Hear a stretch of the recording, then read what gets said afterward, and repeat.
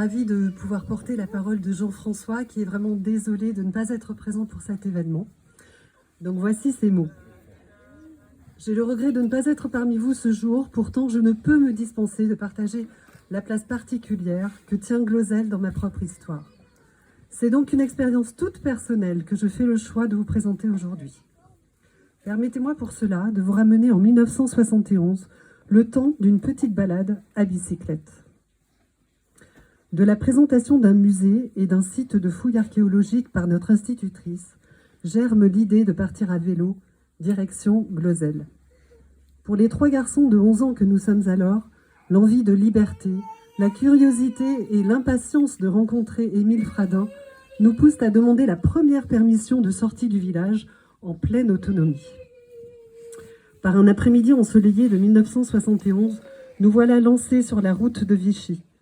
Et déjà, quelle sensation de bonheur immédiat lors du passage à côté du panneau de sortie de Bourg de Ferrières. Pédaler sans limite, l'air frais sur les mains et les joues nous offre d'agréables sensations. Allons-nous arriver à bon port? La traversée du Bois Boudé et son long replat nous laissent régler notre rythme avant d'attaquer la première montée jusqu'à Cheval-Rigon, où nous retrouvons la grand-mère Maria, qui a pour consigne de nous accueillir pour une première halte. La descente du bois de Chérandier, les sensations de vitesse nous enivrent. Heureux et fiers, nous arrivons rapidement au hameau de Glozelle, où Émile Fradin nous attend. Après avoir versé nos oboles, nous oublions nos montures pour entrer dans le musée et voir ce qui n'est encore pour nous qu'un mystérieux trésor, dont Émile nous présente les pièces et l'histoire de leur découverte. Émile Fradin nous embarque dans cette aventure culturelle, toujours avec une pointe d'humour, si bien que nous nous rendons au Champ des Morts, désireux d'en apprendre un peu plus.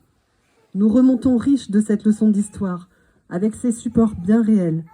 Nous saluons Émile dans un souci de prendre le chemin du retour et d'honorer le petit goûter de Maria à Cheval-Rigon.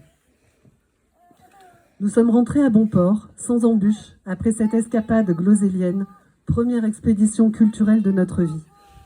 Nous avions gagné la confiance de nos familles, rassurées de notre retour.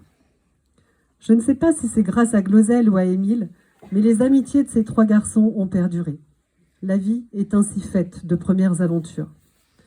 Je suis retournée plusieurs fois au musée de Glozelle, en famille, avec des amis aussi, toujours avec Émile, un homme attachant et bienveillant, pour qui a su l'écouter.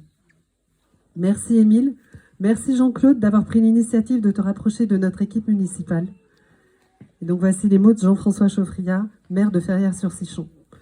Pour ma part, je remercie Jean-François de nous apporter à la fois toute l'émotion de ce moment nostalgique et la spontanéité innocente du regard d'un enfant. Et je transmets la parole cette fois à Jean-Claude Fradin.